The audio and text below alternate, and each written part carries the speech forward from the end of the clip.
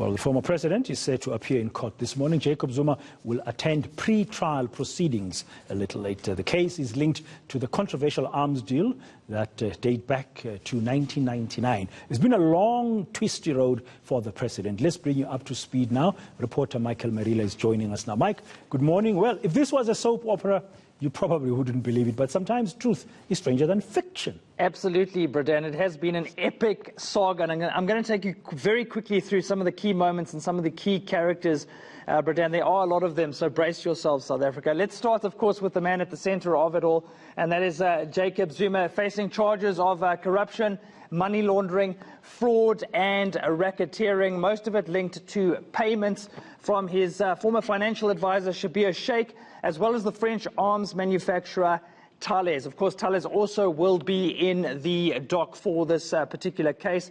It's been accused of paying Zuma R500,000 for some sort of protection from prosecution linked to the arms deal. Then, of course, there is Schabir Shaik, Zuma's former financial advisor. He was convicted, Bradan, in 2005. In fact, he finished his sentence, his house arrest, a little bit earlier this month. And of course, he was also accused of paying Zuma more than 1.2 million rand. The other key figure in all of this, Thabo Mbeki, the former president, he fired Jacob Zuma when Schabir Shaik was convicted in 2005, and that set in play all sorts of other twists and turns in this particular case. Of course, Zuma would make an incredible comeback, gaining the ANC presidency at that elective conference in 2007. And then things really started to change for the president, or at least the former president. But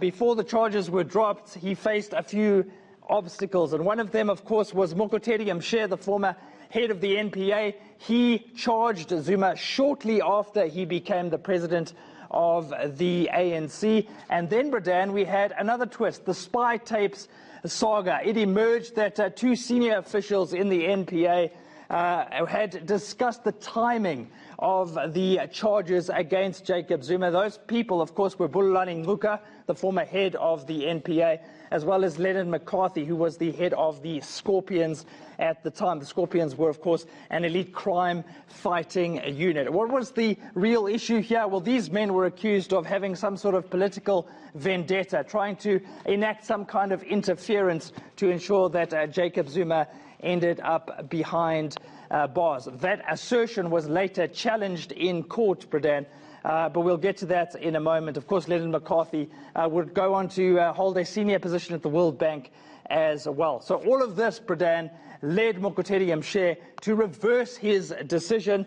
And so just before Zuma actually took the oath of office as the country's president, Mokotedi Mshe dropped the charges against Jacob Zuma, allowing him to become the country's number one. Bradan? And then, of course, come 2017, the ANC had that conference in December at Nasrec, and more twists. Yeah, absolutely. Lots of politics and lots of action in the prosecutors' offices as well, Bradan. Cyril Ramaphosa, of course, becoming ANC president.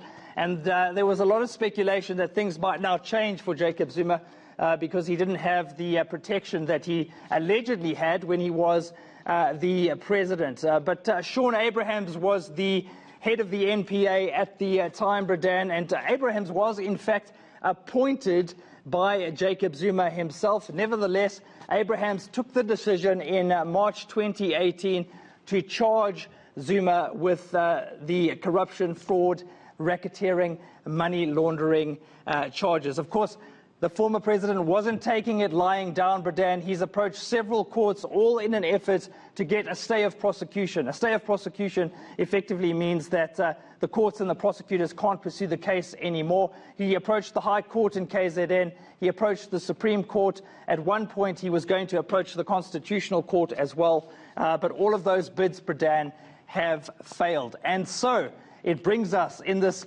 epic soap opera here in South Africa to the 23rd of June, pre-trial hearings, and Jacob Zuma on the verge of going on trial. Forget about generations, forget about Isidingo. We've got Jacob Zuma and the arms deal. Yeah, we'll have to find out when that trial will start, hopefully sometime today, because we've got pre-trial proceedings taking place. Thank you very much, Michael Marillier.